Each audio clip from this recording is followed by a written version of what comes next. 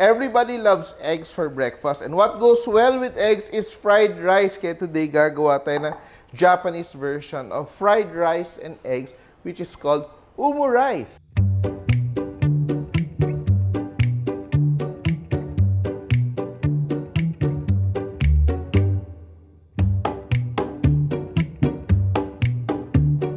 The secret of having good fried rice is that meron kang kaning lamig, leftover rice, or you can cook a whole batch of rice and let it cool before frying it. So, I will mince my onion.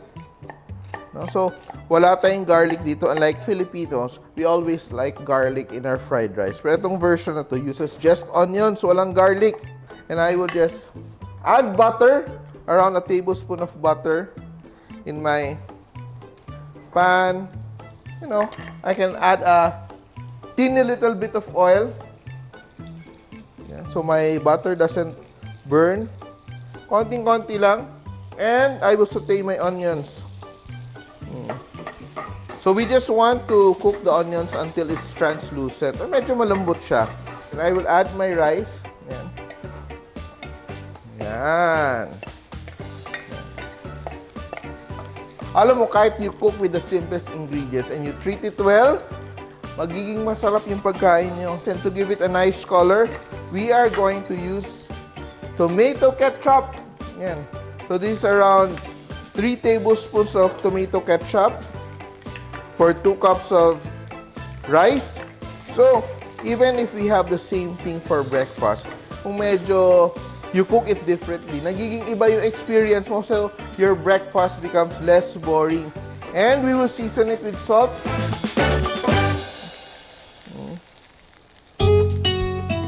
Yan. Hindi matabang yung ating rice. I really like my fried rice to be cooked evenly. Medyo pet peeve ko yung medyo may nagbuo-buo na mga puti-puting clumps of rice. Toss lang natin. Very nice. And our rice is done. I'm happy. So we will cook 2 eggs per person. Let's get my bowl.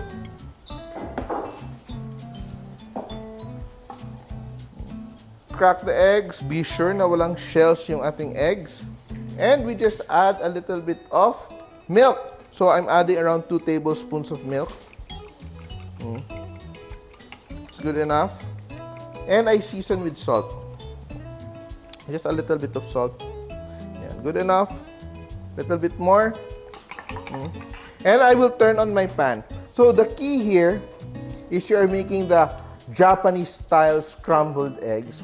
So it's very delicate, but it's very beautiful when you put it on the plate. So I have to heat my pan. So it's like making a crepe of sorts, but you twirl it. So maganda yung design niya. Coat the pan with oil, just a little oil.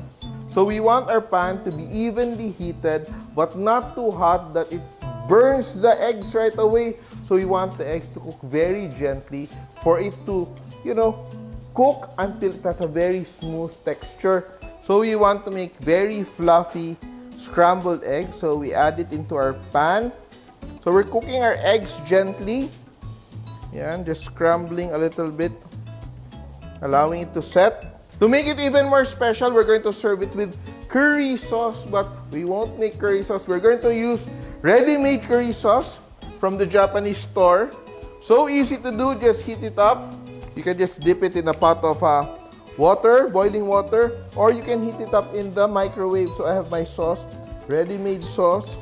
So people are going crazy with egg recipes sa TikTok. Kaya tayo nakiki-join na tayo sa hashtag exciting dishes. Yan.